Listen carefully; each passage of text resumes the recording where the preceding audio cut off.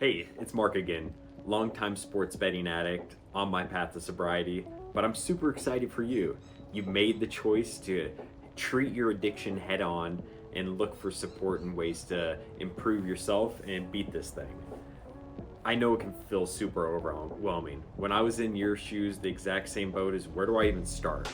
I mean, I was in a financial situation that didn't really give me much wiggle room. I created this massive debt, hurt the trust of those who I loved, and I talked to them and shared that I had this problem. But overcoming it is just as difficult, and trying to find the path to do that can feel very daunting, especially when you're at your biggest hour of need. I promise there are great resources out there. Like I shared, I was massively in debt. I didn't have the funds to go out and spend $20,000 on self rehab.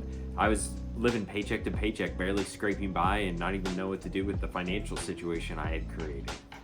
There is support though, no matter your means. I know when you dive onto those websites, it's so ridiculous. You go on there and you see the gambling number on there, the 1-800-GAMBLER. That is the bare minimum on FanDuel, DraftKings, and all those websites that they have to pay to play, or that they have to put on there to even provide their service in your state. It's the bare minimum, but there is more out there. Not saying that's not a good resource to start, or if you're in need, call that number. But there is greater things out there. They just don't advertise it. Over 80% of the money, the revenue that one of these sports books is making comes from problem gamblers. The last thing they want to do is fix their biggest money maker, and that's the sad truth of it, but you got to know the truth to continue to overcome it. And there are better resources. Every state out there that has sports betting or legal gambling or casinos has to provide this. Now, they don't make it easy to find, and that's part of the crooked system that we unfortunately live in, where they want to keep problem gamblers gambling so that they continue to pay into that system. But that's a topic for another video that I look forward to making. No, this is your resources that you have the rights to. So I'll give you an example. In my state of Arizona, through the Arizona Department of Gaming, I am able to have access, and this is what I use for my recovery, a weekly one-on-one with a licensed therapist. And that, I can't tell you enough what that has done for me.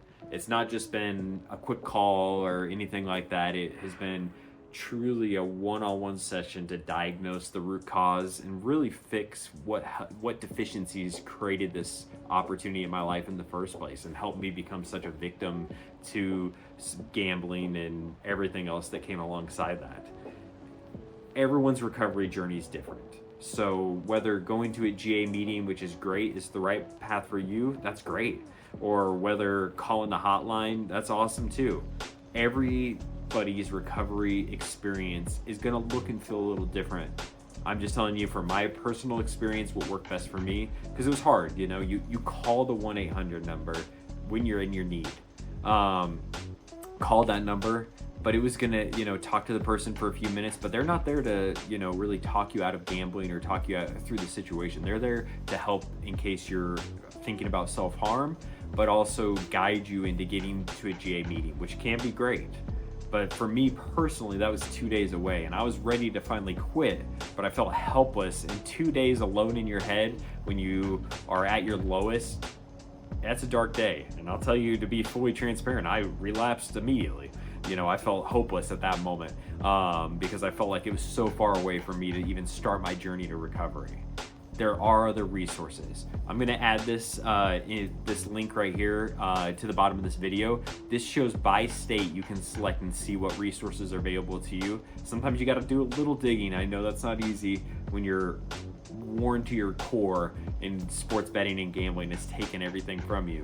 But I promise it is worth the wait. It's worth the time to find the resources that are available that you have the right to, and not just saying, hey, there's no resources for me, I'm not going to be able to ever recover from this. I promise it is worth it. It's a long journey, and it's a very worthwhile journey. You think about where your life was before sports betting, gambling entered it to where it is now. 9 times out of 10, that's not going to be a better situation that you're working through.